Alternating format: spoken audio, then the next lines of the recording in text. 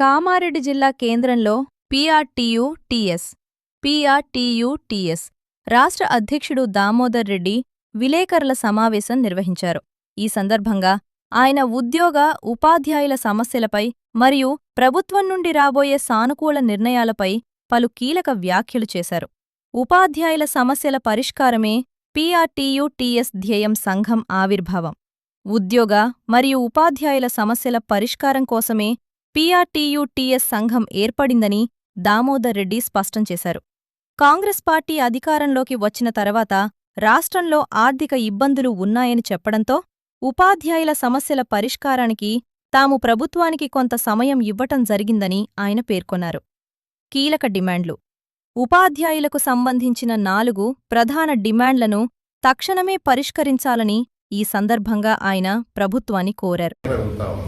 నిజంగానే ఎంప్లాయర్ స్కీమ్లో చేరను అన్నట్టయితే చేరకు అవకాశం కల్పించండి, దాంట్లో తప్పేమున్నది. నువ్వు చేరకపోతే నువ్వు లబ్ధి పొందు. ప్రైవేట్ ఇన్సూరెన్సులు 30,000, 40,000, 50,000 డిడక్షన్ తీసుకుంటుంది.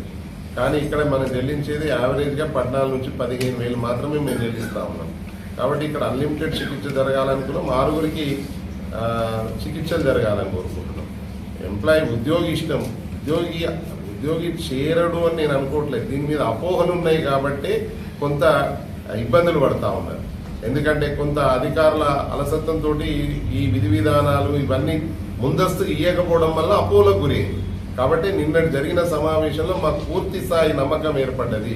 కాబట్టి ఎంప్లాయీ స్కీము సఖ్యంగా జరుగుతుందనే విశ్వాసాన్ని వ్యక్తం చేస్తా ఉన్నాను. సో అదేవిధంగా మేము ముఖ్యమంత్రి గారిని ప్రధానంగా 4 డిమాండ్లు కోరడం జరిగింది. పీఆర్సీ గురించి ఇందాకనే చెప్పాం.